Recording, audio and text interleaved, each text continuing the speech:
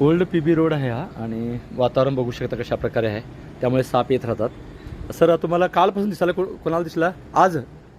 काही दिसला काल आणि तोच आहे असं वाटायला तुम्हाला? होय तोच तोच आहे असं म्हणतात त्यांनी, म्हणजे साप आपल्या आजूबाजूला म्हणजे तुम्हाला दाखवलं ते वातावरण तसं असताना सुद्धा आपल्याकडे काय साप येतात, त्यांना थंडीवर असते त्यावेळेला उष्णता शोषण्यासाठी येतात। खाद्य आपल्याकडे असतं आहे, त्या खाद्याच्या पाठीशी येऊ शकतात आणि त्यामुळे साप कुठे असू शकतात, आपण काळजी घेणं गरजेचं आहे।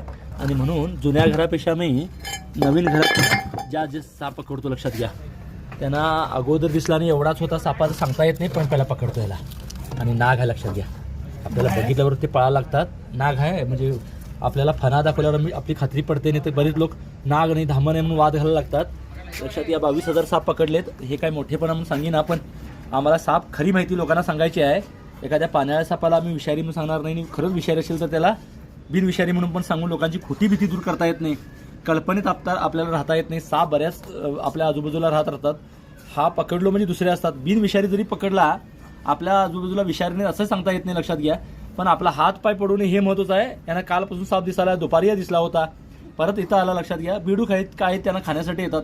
खरं तर ही फरशीवर गरम झाली, थंड वातावरण असेल त्या म्हणजे खरं तर या दिवसात सापांना थंडीत म्हणजे खाण्यापेक्षाही उष्णता गरजेची असते, त्यासाठी साप आपल्याकडे येऊ शकतात। साधारण 1.5 वर्ष वयाचा हा नाग जातीचा साप आहे आणि कशा प्रकारे एक छोट्याशा जागेत तो बघून घाबरून बसला होता आणि पटकन आपण तिथलं टाईल्स काढल्यानंतर तो कसा जायला लागला हे तुम्ही बघितला। आपला हात पाय पडला तर चावतात आणि स्वतःहून ते काय करत नाहीत, हे मी सांगण्याचा माझा नेहमी प्रयत्न असतोय। त्यासाठी आपण काळजी घेणं जास्त गरजेचं आहे।